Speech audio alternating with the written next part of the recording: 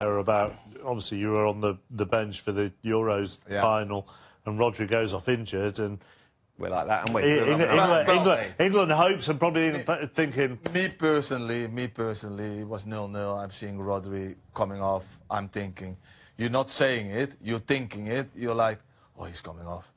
Okay, yeah, we have got a chance now. We're gonna go for it. Yeah, we're gonna control the midfield, and then he comes in, and we can overpower this little fella. He can't handle, and all of a sudden just pop. Every time the ball comes into him, knows the angle. So composed, so calm, knows exactly what to do, and you're thinking, who's that? You know, you already obviously know at Real Sociedad everybody's talking about him, but I didn't think that he was that good, and he knows what he's doing. And he's also got 4 goals and 3 assists now this season. And for somebody who probably, when he came in, a lot of people's perception was he'd just sit at that base and knit it together. No, but that would have been the perception of it. He's so much more without the ball, and people don't talk about this. He sits in front of the opposition striker, and he reads the passes that come to that striker, and he intercepts so many balls. And the moment he intercepts so many balls, they are straight away off. And he plays forward if he can. He's got everything in his game. He's got in his game where he can start the play, he intercepts, he tackles. He is very good at that 1v1, and he bites, you know, so he doesn't let loose. It's like a little terrier, you know, he stays at it. He makes little free kicks at the right moment where he doesn't get yellow cards. Very smart player. I think if we roll it back to when Rodri came to the Premier League, he found it tough. He did. He didn't have half the impact this guy's having at an early stage. After 8 months of being here, the goals, the assists, the awareness, everything that he's doing. I mean, he is... I'm not saying he's the missing piece in the jigsaw for Arsenal, because there's still a long way to go. But if they win the title, a lot of people will point at him and say, that was a real moment for us. Because he's freed up Declan Rice. You can see Declan enjoys. They've got a great relationship. He puts out in terms of his positional sense, but also every time he gets the ball, he's progressive with his passing. He's looking to break lines. He doesn't play safe all the time. Wonderful player to watch. And yeah, they will only go into the second. Done a really well-fought win here at Stamford Bridge. How did it feel? Yeah, I think it was a tough game. We defended well. They were, as always, dangerous when they get counterattacks, but I think we defended well, and yeah, unfortunately we conceded 2, but I think offensively we scored 3, so yeah, we're happy with that. How much fight did you guys have to show defensively, especially in that second half when Chelsea was just pressing you guys until the end? Yeah, I think we kind of done it to ourselves. We didn't play very well in the second half, and let them give us more pressure really, and then yeah, that's how we probably conceded the goals, and not up to our standards really, so it's a bit disappointing in the second half, but yeah, win. Well, going to the positives, both of your goals, starting with you, Ben. Could you talk a little bit about that corner and how you got into that position? Because you found the space and had a quite comfortable header. Yeah, we knew there was going to be a free man, so it was just finding that, and worked out early, and I was free and managed to get into a good space. And then the cross. Sanchez had a little bit of, so it's not technically enough. Yeah. Is it not? Yeah, because he had the hand. But yeah, but you guys have a really good connection since you guys played together at Brighton, right? Yeah, under 21s, isn't it? Does it help when you're looking for him in the box? Yeah, of course. I knew he was going to be waiting for the ball across. Yeah, I didn't really look, to be fair. I just tried to fire across. Did you see Ben's intention before he hit the cross? How? Because you guys really understand each other on the pitch. Yeah, I think it's not his first assist to me, so yeah, I knew he was gonna try to find me, and yeah, he did. So it was nice. Does that goal, Victor, shows a lot of your strengths in just being in the right position at the right time and just poaching the ball? Yeah, that's what I need to do, and I can do it more often. So yeah, we won today, and we keep going. Well, how big does it feel, this win? Because they scored twice, but you guys showed a lot of fight. There's still the second leg. Yeah, I mean, this is still the second leg, but of course it's good to come away with a win and advantage for the second leg. But yeah, we still have to do good performance in the second match. Well, well done for you both. Victor, your player of the match. Ben, do the honors, please. My guy. Thank you, mate. Thank you. Thank you. Sort of sense there's a little bit of disappointment there that they've let Chelsea back into this, don't you? Yeah, I felt so. It was a game that they could have been really comfortable in. They made a lot of changes towards the end of the game, Arsenal. I just felt that goal that Chelsea got right at the end. It's put a nice complexion on from the manager's point of view, from Liam Rosenior, but from Arsenal's, they'll be kicking themselves a little bit. I think they'll put on a brave face. Yeah, it's still a good result. And by the way, they took it before the start of the game. But this game could have been dead and buried. It had that feel to it. But fair play to Chelsea, they hung in there.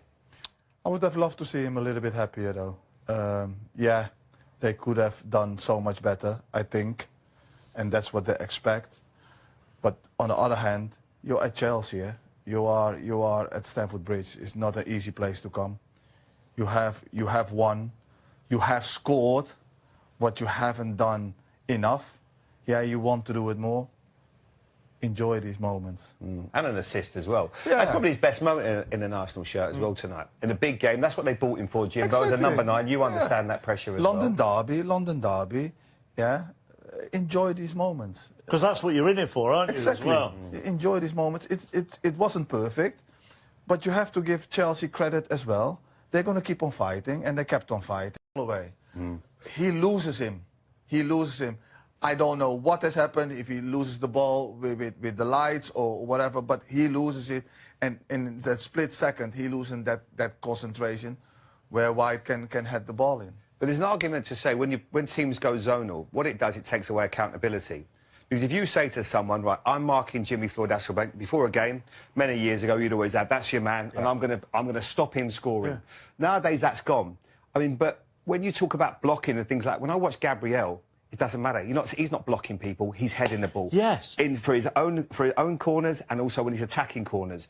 And I think that's where Chelsea were almost like rabbit in headlights. It's a mentality before that corner come in, I looked at them and I thought, they're not ready for this.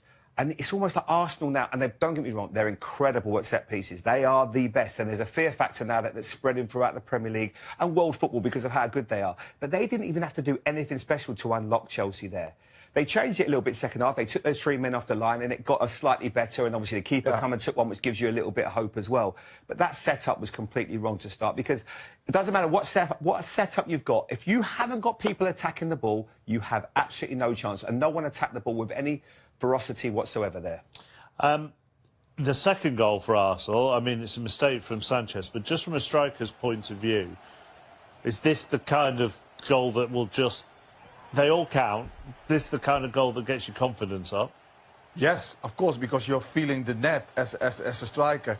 And look where he is. He's in the middle of the goal. And here, Jamie spotted it. He gets disappointed that Saka doesn't cross straight away. He is in the middle of the goal. There is where you score goals. There is where your tally comes up. End of the season, nobody knows how many tap-ins. Yes, he is disappointed that the ball doesn't come straight away, but he's still there. Yes, it's a mistake from Sanchez, but you're there to tap it in. And these kind of goals, you can't get enough of them in the year. You know, you're there, bang, goal, gets on. And you see your name on the sheet as a goal scorer. And I think that will be I'm sure his discussions with, obviously, the manager, etc. This was a good night for him, exceptional night. But I can imagine, and I can't lie, I wasn't watching him at Sporting every single week, but a lot of the time, the crosses he would have been getting, with the system they played with 2 wing-backs, predominantly would have been a right-footed right wing-back and a left-footed left wing-back. So he gets crosses. Once that ball gets wide, they're coming into him, and he knows he can make that first run across the post and get in there. When he plays for Arsenal, the major problem is Bukayo Saka plays on the right, he's left-footed. Martinelli, the same. He wants to cut back on his right foot. So when Bukayo Saka gets into that position to start with, instead of firing it across the face, he wants to chop back. So that's where the frustration comes, Jim. Because in your era, we predominantly played right-footed right wingers. Yeah, but he has to demand that. He has to say, hello, doesn't matter with your right foot, just put it in. Because the moment it doesn't come and he cuts back, as what you say, he needs to find a second position. And that is so hard for a striker. So he has to get that connection, that demanding of those kind of players to put it just in. And they will score a lot more goals. So almost, so he has to say to Bako, look, get that across the face for Get me. angry, get it in. When you are past your fullback, only 1 yard, put it in. Put it in. Let those centre halves defend. Keep those centre halves honest that they have to defend. Because now they know the cutting back. Yeah, and rightly so.